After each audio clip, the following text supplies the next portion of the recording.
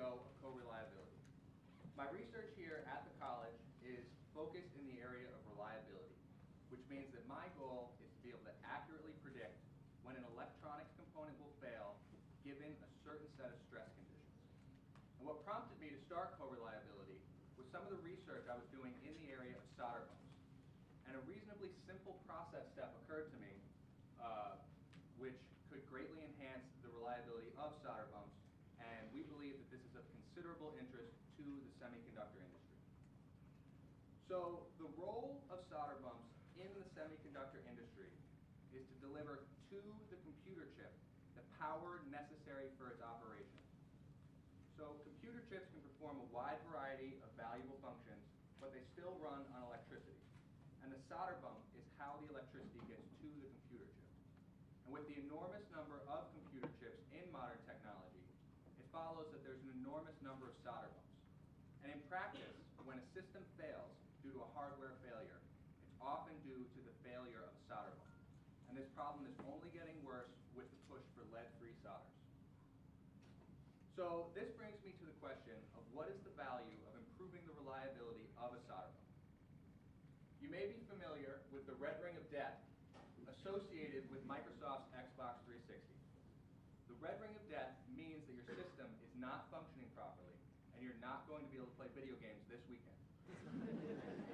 In 2005, Microsoft released the Xbox 360, and more than half of the systems that they sold had to be returned due to unacceptably early failure of the system. And when Microsoft received this truckload full of broken Xboxes, they were able to determine that the fails were due to failed solder bumps, but it would have been impractical, if not impossible, to find the individual bump that had failed and replace it. Instead, they have to isolate the part of the system and replace the whole part. In this case, it was in the graphics card, so for $100 a pop, they replaced each graphics card at a cost of $1 billion. Not to mention the infamy of being associated with the red ring of death. So, the value of improving the reliability of a solder bump is intimately connected with the cost associated with the failed solder bump. And you can imagine systems whose failure has far more dire consequences than not being able to play video games, such as the loss of human life. So while a brand new solder bump might cost you less than a penny, a solder bump that fails too early could cost you $1 million for every minute that your system is down. So solder bumps provide a very rich subject of study for a reliability physicist because there's so many ways that they can fail. That's to say there are many modes of failure. But in practice, the only mode of failure that you care about is the early mode of failure. There are so many solder bumps in a system that a system will fail way before you ever have the opportunity to see a late mode of failure. And 4 years ago, IBM was able to show that the early mode of failure in solder bumps is associated with a particular orientation of the crystals within the solder bump, such that if the crystals are in the bad orientation, that solder bump is likely to fail due to an early mode of failure. But if the crystals are in the good orientation, then that early mode of failure is inhibited and the solder bump will have a longer lifetime. We have developed a process step that can control the orientation of the crystals within the solder bump such that they are in the good orientation and inhibit early fails. We've submitted the technical details of this process step to the legal team here at CNSC in late October and have been making progress in the patent review process. So this is an example of the kind of data that we take in order to validate the effectiveness of our process. The colors in these maps correspond to orientations of the crystals within the samples. And you can see in the sample on the right where we have not included our process step, you see a dominating green color. Green is associated with the bad orientation associated with early fails. On the left, where we have included our process, you see blue and you see orange. Blue and orange correspond to orientations that are much better than the green orientation. Red would be the best orientation, and we believe that optimizing our process, we can force the crystals to be in the best orientation. So we're improving the reliability of solder bumps by inhibiting the early mode of failure. This means that we extend the life of solder bumps, but it also means we reduce the number of ways that they can fail. which means that we can improve the accuracy of our reliability predictions. A manufacturer has a choice on how to take advantage of this improved reliability. It could be perfectly reasonable to allow your solder bumps to have a longer average lifetime, but it might be more in your interest to instead design more aggressively, push more current through each solder bump, delivering more power to each computer chip. Or you can use fewer raw materials, saving money on material costs, and making lighter weight electronics, which is of considerable interest to the aerospace industry. Not to mention that improving the accuracy of your reliability prediction lowers warranty-related costs. So this is a look at some of the customers we believe would be interested in improving the reliability of their solder bumps. Semiconductor manufacturers, as well as electronics manufacturers, and the tool makers who make the tools that go into the fab to integrate solder bumps into semiconductor technology. We do not plan on selling solder bumps. We plan on selling the process with which these companies can make their solder bumps more reliable. And we believe that by adding value to our process step, we can make these companies compete against each other for the rights to our process. So in order to get our technology out of the lab and into the fab, I have support from my colleague, lab mate, and Chief Technical Officer of CoReliability, Zhenjun Zhang. And we each have the opportunity to speak weekly with experts in the field of metallurgy, reliability, metrology, and manufacturing. And these experts are directly connected to the semiconductor industry, notably IBM and more recently Global Foundries. And on site here, we have the tools we need to validate the effectiveness of our process, as well as a pilot line where we can test our process in a fab-like environment to prove its validity in the fab environment. We also have the iClean incubator to help support us with some of the details of the technology transfer process. So this is a rough look at our plan to commercialize this product.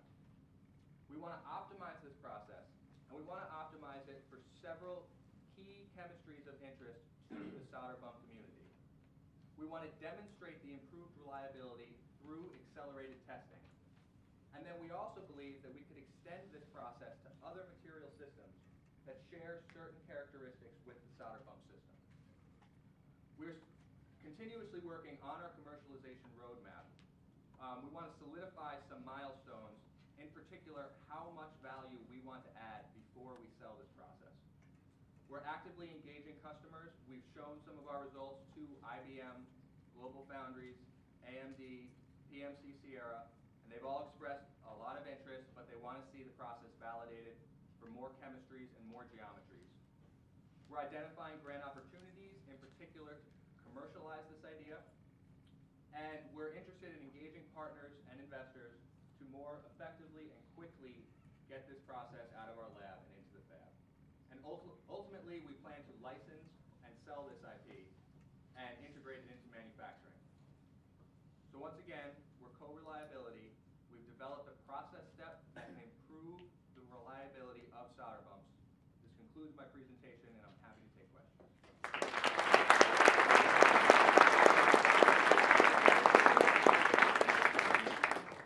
You mentioned this could be applicable to some other materials. Can you give us an idea of what you're thinking? It's easier for me to think of materials that this would work on, and it's harder for me to think of why that's valuable. Yeah. So particularly if I can find crystal structures that are anisotropic, I believe that this can work for those material systems, and there are many of those. But the trick is finding why that's valuable, and that's what I need to work on. Yeah. So over the course of those 4 years that you laid out, I realize it's early in the process, but have you thought about or conceptualized about the actual value of? I mean, I realize that bring it back.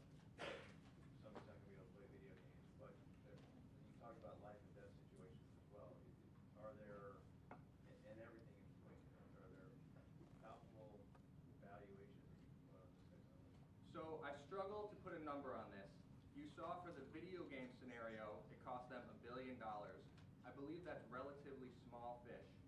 And IBM, they're like, yeah, you can sell it to us for 30 million bucks. And so, no, I don't have a good quantified number, but I think that $1 billion is small. Brian? Yes, Can the fab tool people adapt this? You keep calling it a process step. Can they do it with existing fab tools, or do they have to modify their fab tools? They would have to modestly modify their fab tools. It's a unique heat treatment process. Okay. Got it. Yes. The question I asked the other guys as well, can you do anything to bring that 4-year thing down, or when do you graduate? No. Now it's 4 years. I think that we could sell this idea this summer, but I think that it would take modest investments to add value, to make the value of this go up. So I think it's worth adding this value, and hopefully we can make those companies compete with each other. So I think we could sell this much earlier than 4 years from now, but I think that there's a lot of value that could be added to it. Sell the product or the company? The process. The process. The process. Right. Okay. But it's better to get one and then they'll all come running, so. Yeah. If it's a heat treatment process, does it have significant impact on the productivity of the process line? Does it slow it down? No. No. It takes very little time, seconds. A related question to answer and getting it to market quicker. Could some of your potential customers run it in parallel with current processes? So parallel lines, the same line one day versus the next, one fab versus the other fab making the same board. Sure. Yes. I'm sorry. I'm not getting the. Could I get it evaluated by one of your potential customers much sooner by letting them actually try it alongside, which also speaks to they would then quickly know on yield of their chips and so forth, add solder bumps, right? Absolutely, I think that could work. It would just be a question of